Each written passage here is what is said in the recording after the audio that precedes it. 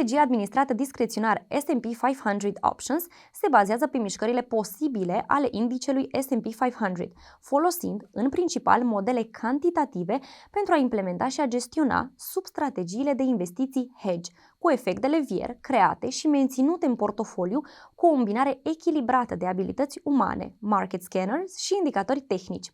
Substrategiile de investiții care compun strategia generală au la bază statistici, analize macroeconomice, strategii long-short și strategii bazate pe volatilitate. Acest tip de strategie este perfect pentru un apetit ridicat de risc. Expunerea geografică a strategiei acoperă Statele Unite ale Americii, moneda de bază fiind dolarul american. Perioada minimă de investiție recomandată este între 1 și 3 ani. Frecvența de calcul a performanței este trimestrială, dar se poate realiza oricând la cererea clientului, iar rebalansarea nu este necesară datorită specificului produselor ce alcătuiesc strategia. Portofoliul conține substrategii desfășurate pe o durată de maximum 12 luni în avans și nu prezintă restricții de optimizare la fluctuațiile de preț ulterioare aplicării strategiei.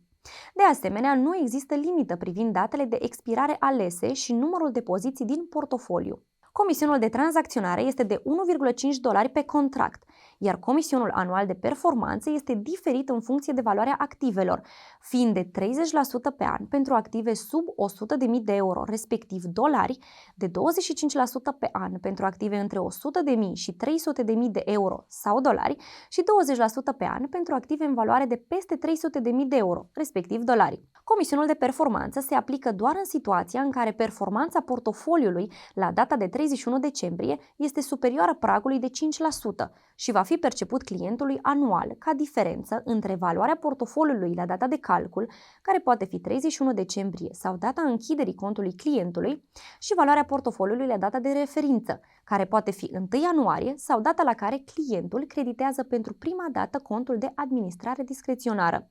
Acest interval de timp se numește perioadă de referință. În calculul comisionului vor fi luate în considerare pierderile sau câștigurile cumulate în perioada de referință. Pe site-ul Goldring îți poți deschide un cont administrat discreționar, 100% online, în câțiva pași simpli. Va trebui să ai la îndemână cartea de identitate sau pașaportul, o factură de utilități și un extras de cont bancar, iar după completarea testelor de oportunitate și de adecvare, brokerul Goldring îți va recomanda strategia potrivită ție.